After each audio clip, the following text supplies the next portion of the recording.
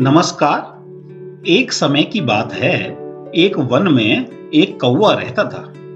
यह कौवा अभी अपनी बाल अवस्था में ही था, इसलिए उसने अभी वन के सभी पक्षियों को नहीं देखा था। कौवा अपनी प्रकृति के अनुसार अपना भरण पोषण कर लेता था। उसे वैसे तो कोई कष्ट नहीं था, पर वह अपने रंग रूप से संतुष्ट नहीं था। एक दिन इस कौवे ने एक हंस को देखा। हंस का रंग रूप देखकर यह कौवा आश्चर्यचकित रह गया। वह हंस की सुंदरता से मंत्रमुग्ध हो गया। कौवा सोचने लगा, यह हंस कितना सुंदर है, इसका रंग कितना सफेद है, इसका शरीर कितना सुंदर है, यह अवश्य मुझसे अधिक सुखी होगा। ऐसा सोचकर कौवे ने उस हंस से पूछा, भाई आप इतने सुंदर हो, आप तो बहुत सुखी होंगे।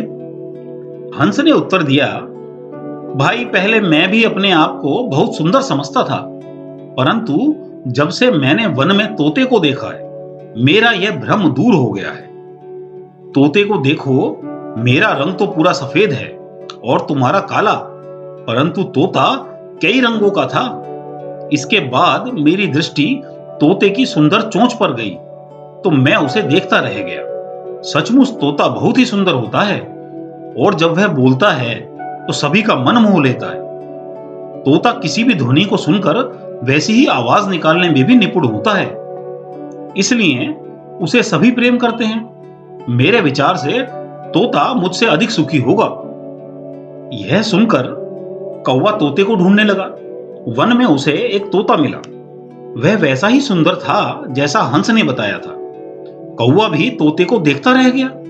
कौवे ने तोते से पूछा कि तोते भाई, तुम तो बहुत सुंदर हो, तुम अवश्य बहुत सुखी रहते होंगे। तोते ने उत्तर दिया, पहले मैं भी स्वयं को सबसे अधिक सुंदर समझता था। फिर मैंने एक दिन वन में मोर को देखा। अनेक रंगों के बड़े बड़े पंख, सुंदर गर्दन, सुंदर शरीर, और जब वर्षा आने पर वह नाचता है तो सभी का मन मोह लेता है।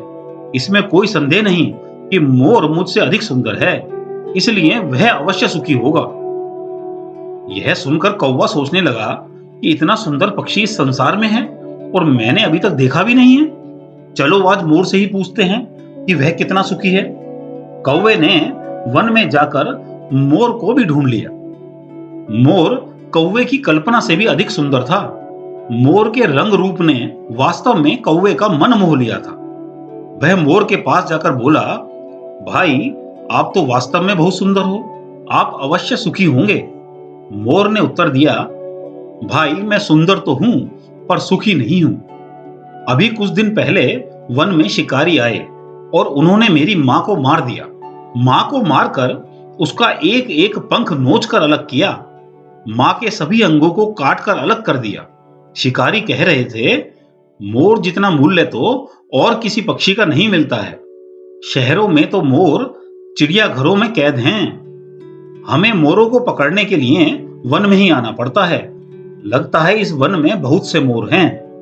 हम कल दोबारा इस वन में मोर के शिकार के लिए आएंगे। कौवे भाई, मैं तभी से बहुत भयभीत हूं। हर आहट पर लगता है कि शिकारी आ रहे हैं। मेरा एक पल का भी नहीं पता कि मैं जीवित भी रहूंगा या नहीं।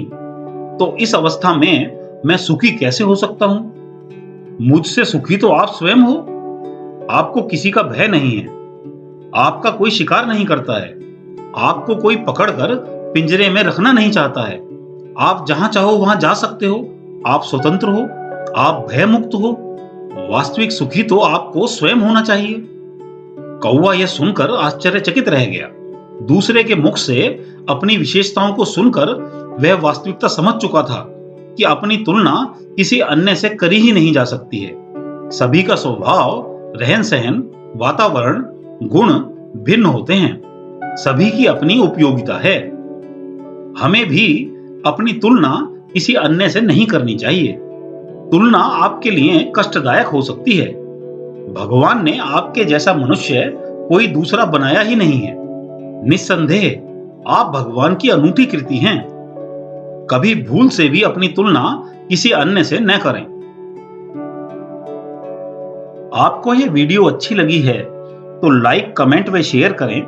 आप हमारे चैनल पर पहली बार आए हैं तो चैनल सब्सक्राइब करके बेल आइकन भी अवश्य दबाएं। धन्यवाद।